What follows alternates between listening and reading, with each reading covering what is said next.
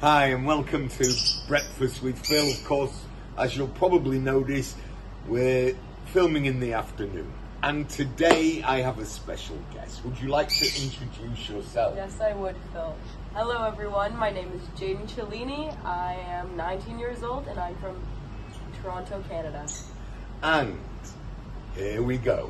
Very importantly, today we're going to discuss exactly what you've been doing in the last couple of months, which is solo traveling as a Female. Right, females, of course. I've done solo traveling, so many people do, but it takes a brave young lady to travel solo in Asia. So let's talk about this. Where did you begin in Asia up to now? Okay, so flying from Canada, the most appropriate place to start was Thailand. The flights were cheapest, the duration was shorter. So I started my trip in Thailand, starting from central in Bangkok, moving south, and later coming back to return to the north. So following my time in Thailand, I went to Cambodia, then I went to Laos, then Vietnam, then back to Thailand, and now I find myself here in Indonesia with Phil. Fantastic. And before we go any further, because I'm not eating breakfast, I'd like to recommend to you a snack you can easily eat for breakfast, lunch and dinner. There are 3 flavors. It's Pop Me by Indo Food, and I thoroughly recommend this. Okay? Okay. Right, let's start looking more deeply into the female side of traveling, because obviously I've not traveled as a female. I might do one day. But at the moment that's not on the card. So what are the advantages and disadvantages? That's kind of hard to mention or address, first off, because I will never know the experience of a man traveling. So it's hard for me to find the balance of where I am more advantageous than other people when it comes to that. But I get a lot of clothes. That's one thing. I don't know if everyone gets a lot of clothes, but I've had a lot of women want to give me their clothes. Okay. Which is one thing. I don't know how I don't think the much men of an get advantage that is, because now I have no space in my bag. Okay. So it feels like an advantage-disadvantage kind of thing. Besides that... Okay. Well, obviously, you're very pretty and you're white. So, obviously, you're going to have some calls and things like this. Tell me about that journey.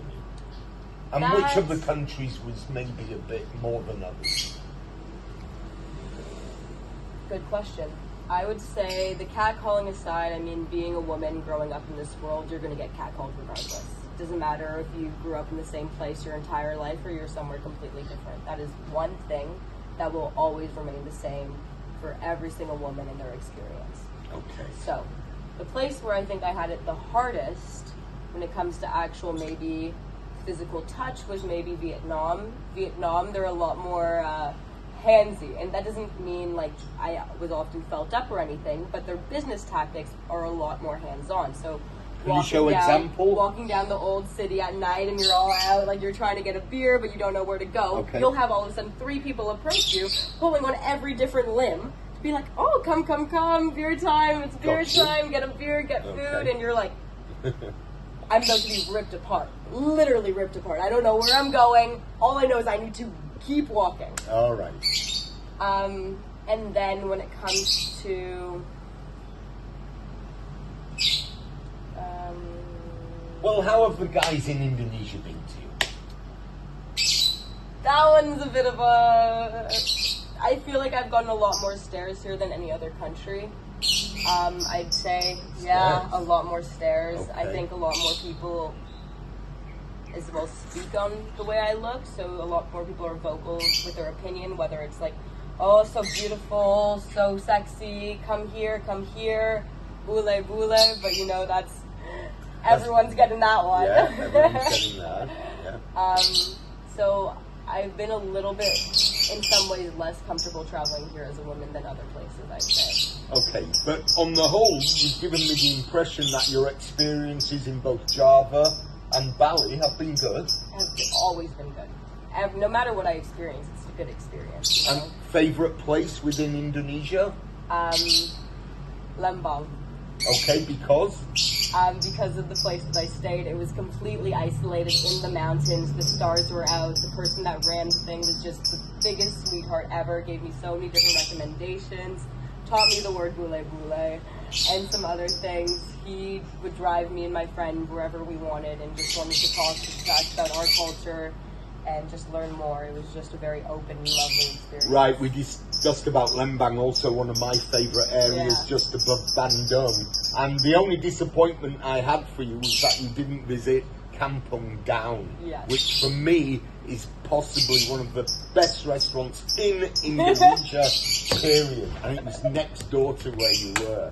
Next time. All right, well, hey, fantastic. Thank you, Phil. Yo.